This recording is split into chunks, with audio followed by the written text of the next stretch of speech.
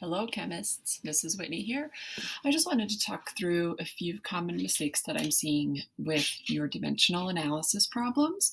Some of them not very big and can be easily fixed, and then some of them you might want to be coming in to get some help for if you're still not sure how to fix those. Yeah, remember that we are learning a skill here, and I don't care as much about you getting the right answer as I do you using the proper way to get there, and then um, knowing like what to use and why you need to use it. So some of the very small mistakes I'm seeing, and these are no big deal really, but just small reasons that you might be getting your answers wrong according to formative is, for one, you might be rounding improperly. So for example, one of the answers was 0.5. Well, I think when you put it in the calculator, when you got it off your calculator, it might have said 5.5555555555555. And the way that we should have rounded this, due to how many digits there were in the first number, was 0.56. And so that's the value that formative was looking for. And that's because if we have a 5 here, okay, and we're trying to like round this to a certain number of digits, then we need to round this 5 up to 6. So some of you put like 0.55, and that is not correct because we're not rounding properly here, okay? Some of you put 0.5 bar, which I know in math is a very helpful way for us to say, oh, this is repeating. But because we're doing a measurement, we can't do that in chemistry. So that's an example of like improper rounding.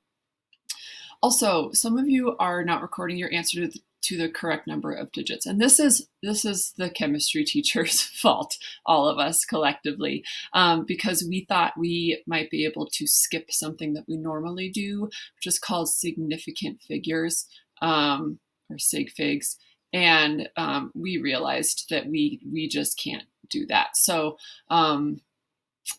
long story short, for example, if the number you're given is like the number 1.23, this has 3 digits in it. So if you were converting 1.23 liters, for example, into something else, whatever you got in your answer, you would need to have 3 digits or figures. So this is something that, again, we should have gone over. We didn't. I did assign, and I never do this, I'm sorry, but I did assign one more formative. It's only 4 questions, and there's a little Edpuzzle video in there to help you with this. This isn't due until next Wednesday, but I apologize. I should have had you guys do this first. And we learned as a chemistry team that we can't skip this. So I hope that you can check this out. This video will definitely help you figure out like how many digits you should have in your answers. So those are some small ones, no big deal if those are some mistakes you're making. Some of the medium level mistakes that I'm seeing are when students aren't putting units on their answer. So I have a lot of students saying like, oh, my answer is 1.54. 1.54 what? Like, what is this? Is this years? Is this grams? Is this ducks? You've got to make sure you're including your units. This is a skill that we have to be getting used to practicing more often in chemistry. And then the other medium mistake that I am seeing is when students aren't including units in their unit conversions. So if you're trying to do a conversion, say between 2.1, let's say centimeters into inches, okay, some people are just doing like, oh, like 2.54 and then 1, and then they're like, ta-da, I got this magical answer. And the whole point of dimensional analysis is to be converting with units. And so I know it might not seem like a big deal, but if you're not including your units here, you will not be getting full credit. And that's because I am looking to see that you are that you're going through these units. And this is a skill that will be coming back later on in the year in chemistry, and we'll have up to like 5 or 6 steps here. And so if you're not including your units, it could get really ugly. So just make sure that you are including your units in your work. Some of the biggest mistakes I'm seeing, and these are ones that are going to get you pretty much no credit, is if you're either not showing your work. So if all you do is tell me an answer, I don't even care if it's the right answer. If you're not showing me your work, you're not getting credit because you're not showing me that you can do this skill that we're practicing. And then another one is people not using dimensional analysis. So using the same way that you did like in the very beginning of when we started talking about dimensional analysis, like when you guys did it on your own. And so for example, like sometimes here I'm seeing, if someone says like, oh, 2.1 centimeters, and then all they do is do like, oh, divided by 2.54, or they don't even put their units.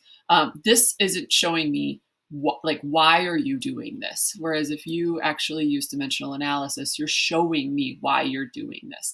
I'm not going to read your mind when I'm grading these, so please make sure that if you didn't show your work that you do. And if you didn't show your work because you didn't know how to, or if you're not using dimensional analysis because you didn't know how to, I need you to please come in and see me.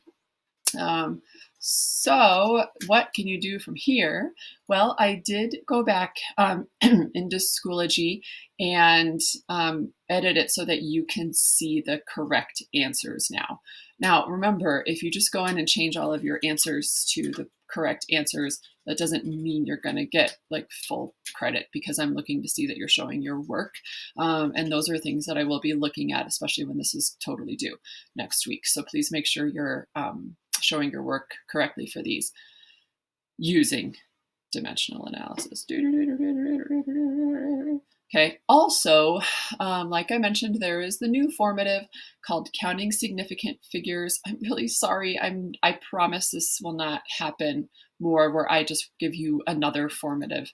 I've never done this before to my students and I feel really bad. But this isn't due until next Wednesday. And again, it is only 4 questions. And it should help you figure out like how you can determine how many digits are important in a number. So thank you. I hope that helped. Feel free to come to tutorial today. I will also be posting another video about dimensional analysis if you're one of those people that's still not quite sure like why we set things up the way that we do or how. So I'll be posting that if you would like some assistance. So thank you all, and we'll see you next week.